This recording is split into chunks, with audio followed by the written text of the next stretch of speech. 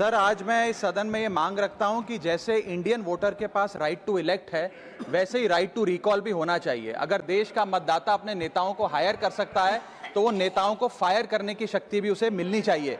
Sir, right to recall is a mechanism that empowers the voters to de elect a neta representative before the tenure ends if he fails to discharge his or her duty. Sir, हम MP MLA चुनते हैं, उसके बाद अगर वो काम ना करे, अपने वादे भूल जाए, जनता से दूर हो जाए, तो 5 साल तक इंतजार करने के अलावा जनता के पास कोई ताकत नहीं है। कोई इंटरिम प्रोविजन नहीं, कोई अकाउंटेबिलिटी नहीं, कोई परफॉर्मेंस रिव्यू नहीं, कोई करेक्टिव ऑप्शन नहीं। चुनाव से पहले नेता जनता के पीछे और चुनाव के बाद जनता नेता के पीछे। और सर, 5 साल is too long a period in this day and age. अगर एक गलत फैसला गलत नेता को चुनने का लिया तो लाखों लोगों का भविष्य अंधकार में जाता है और पूरा क्षेत्र पीछे जाता है। Sir, we can trust our voters to elect. हमें अपने मतदाता पे विश्वास करना चाहिए कि वो अपनी गलती बदल भी सके राइट टू रिकॉल की ताकत से। Sir, let me clarify that right to recall is not a weapon against politicians. It is an insurance policy for democracy.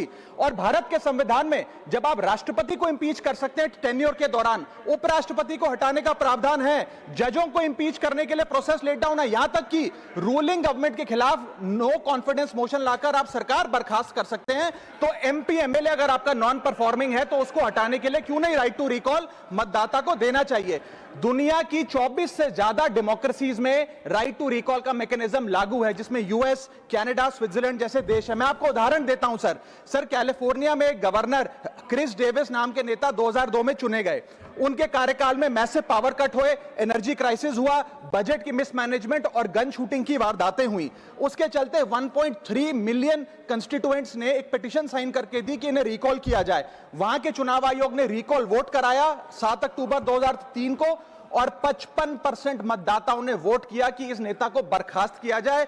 Grey Davis को हटाया गया और आर्नल्ड श्वार्ज़नेगर को वहां पे गवर्नर बनाया गया। सर, मैं बता दूं कि हिंदुस्तान में भी इसका प्रेसिडेंट है। कर्नाटक, मध्य प्रदेश, महाराष्ट्र और राजस्थान में रिकॉल मैकेनिज्म ग्राम पंचायत के स्तर पे लागू है और ग्राम सभा के लोग मतदाता वोट करके उन्हें वापस बुला सकते हैं। सर, लेकिन इसका मिसयूज ना हो, इसलिए हमें सेफगार्ड्स भी बनाने पड़ेंगे। एक थ्रेशोल्ड रखना चाहिए कि 35 से 40% मतदाता अगर साइन कर दे तभी राइट टू रिकॉल वोट करवाया जाए।